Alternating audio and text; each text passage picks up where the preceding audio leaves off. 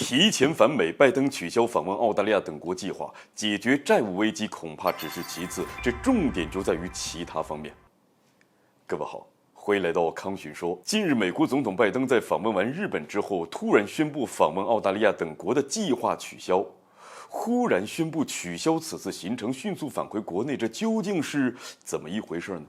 经过白宫方面的证实，美国总统拜登原定在日本出席7国峰会之后访问澳大利亚等国，但是美国的债务上限问题是迫在眉睫。拜登出席完日本这期峰会之后，迅速返回国内。澳大利亚的总理对于拜登暂缓访问的计划也做出了回应。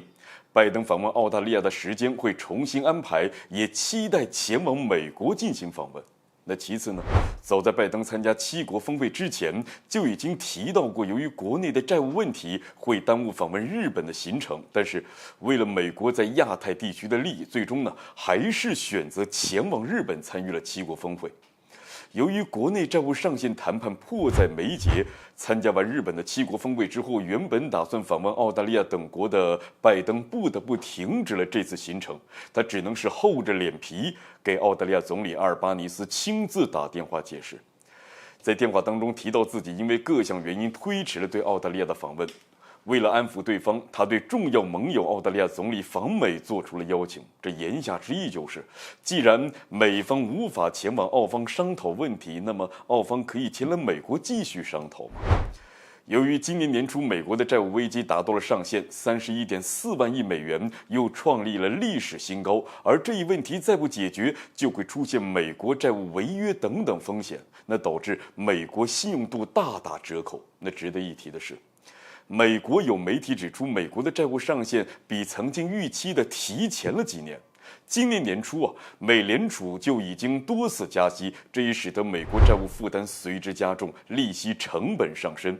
这也会给世界经济带来一定的影响。那要知道，自二战之后，美元成为了世界通用货币，而当时的美国国债成为了全球投资的首选，有非常高的安全性和流动性。但是，由于这几年美国债务危机的出现，美债的安全性不复从前，只能通过美联储加息暂缓这一现象。而美联储的加息也导致欧元、人民币、日元继续贬值，引发了世界性经济衰退等等金融危机。美国财政部部长耶伦表示，如果不采取行动，美国的经济问题只会越加严重，导致美国经济衰退，大面积从业人员失业。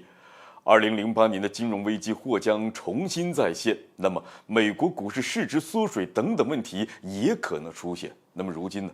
美国共和党和民主党竞争激烈，债务问题也成为两党博弈的话题。而拜登作为民主党人士，如果此时不回国探讨美国的债务问题，很有可能导致共和党对民主党发起政治挑战。那值得一提的是，2024年美国即将迎来新一轮的大选，而拜登已经开始竞选连任。虽然债务危机属于经济问题，但是在两党博弈之间已经成为重要的政治因素。而美国的债务上限额度问题再不能得到及时解决的话，那么明年的大选时，拜登的连任计划可能就会受到影响。所以拜登方面不得不将外访的行程暂时的搁置，回到美国探讨如今迫在眉睫的债务上限问题。那这样才会在2024年的大选当中连任，为自己获得更加有利的条件。好了，本期节目进行到这儿，欢迎点赞转发，留下您的精彩评论。